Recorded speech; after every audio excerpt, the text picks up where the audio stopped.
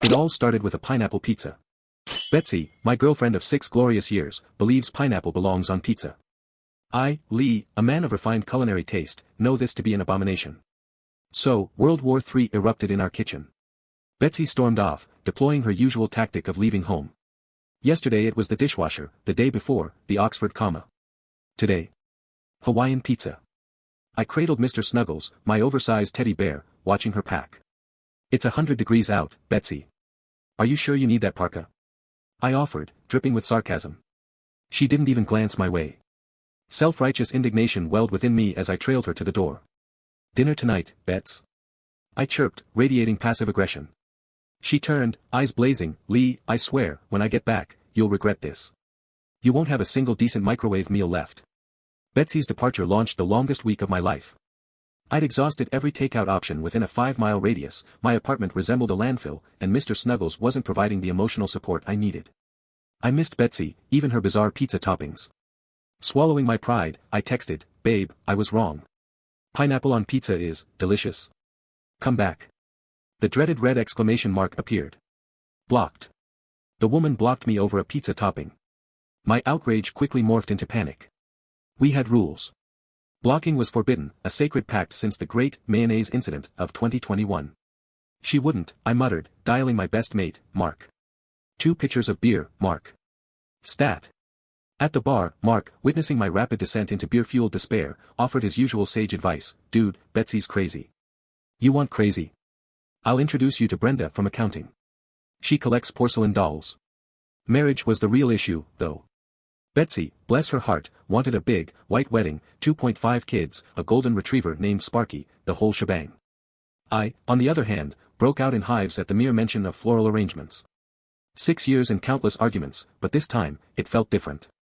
My despair peaked in the back of a cab, as I sobbed dramatically to the driver. She blocked me. Over pineapple.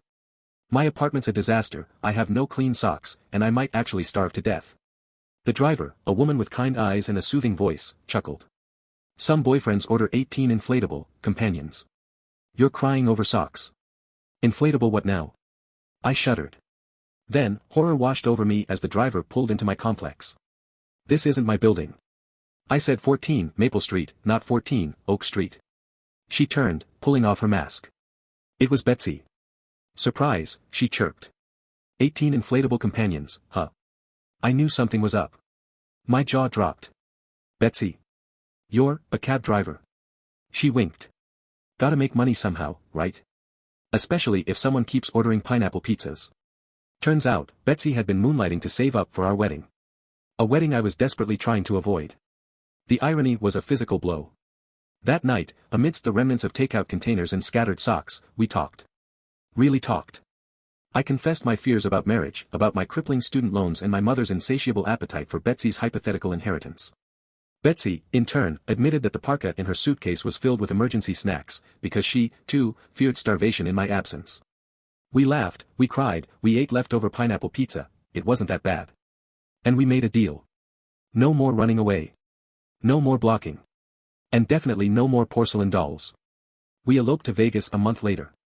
The ceremony was officiated by an Elvis impersonator, we exchanged vows written on cocktail napkins, and our first dance was to Viva Las Vegas.